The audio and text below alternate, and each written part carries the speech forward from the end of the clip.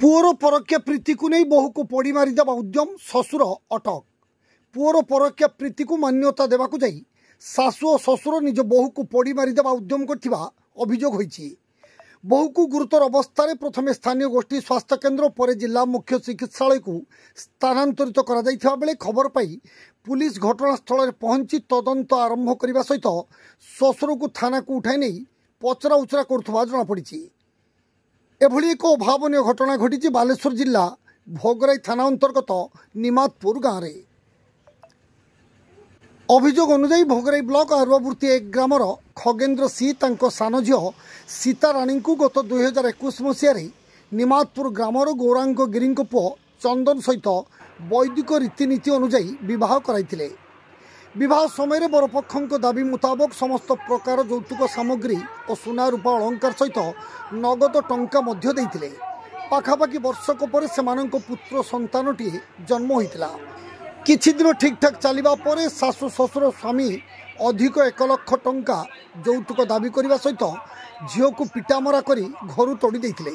सबुठार गुरुत्वपूर्ण कथा है ज्वाई चंदन जनैका महिला सहित अनैतिक संपर्क रखिथिबारु झील को छाड़पत्र देवाक धमक देवा सहित प्रतिदिन मद्यपान करी मरणांतक आक्रमण करुवा झील सीताराणी मां पुष्पलता सी अभियोग दर्शाई।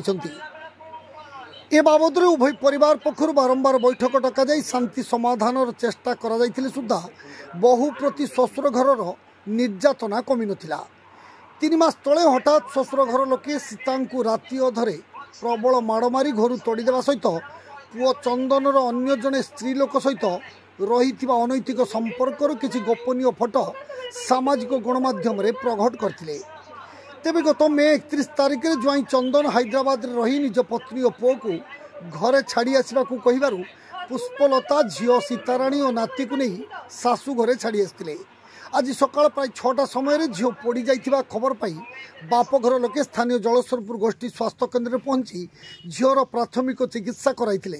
पर स्वास्थ्य अवस्था बिगिड़बारु तांको बालेश्वर जिला मुख्य चिकित्सालय को स्थानांतरित करा जाइथिला। बापघर लोके सीताराणी ठारू घटना संपर्क में बुझिबा परे पुअर परक्या प्रीति को मान्यता देवाकू जाई तार परामर्श क्रमे झीवर सासु रुक्मिणीगिरी और ससुर गौरांग गिरी झील शोइथिबा अवस्था ता देहरे किरोसिन ढाली पोड़ी मारिदेवा उद्यम करथिबा सीताराणी मां पुष्पलता सी भोगराई थाना पहुंची लिखित अभियोग करछंती। अभियोग भित्ति करी भोगराई थाना पक्षर एक मामला रुजु कर तदंत आरंभ करा सहित झीवर ससुर गौरांग को थाना को उठाई नहीं पचरा उचरा करा जमापड़ी। सेपटे उक्त घटना स्थानीय अंचल में चर्चार केन्द्र बिंदु पलटि। मोर नाम पुष्पलता सी घर आरुआबुर्ती 1 नंबर। कौन है घटना? मो झी को काली 4टा राति उड़ी किरोसिन ढाड़ी निया नगे बहुत दुखित। क्यों के माने निया लग दिछ? तांको सासु ससुर मिसिकी से निया नगे दिछ। एनी थाना रे अभियोग करछंती? आज्ञा। कोन दाबी करिवे?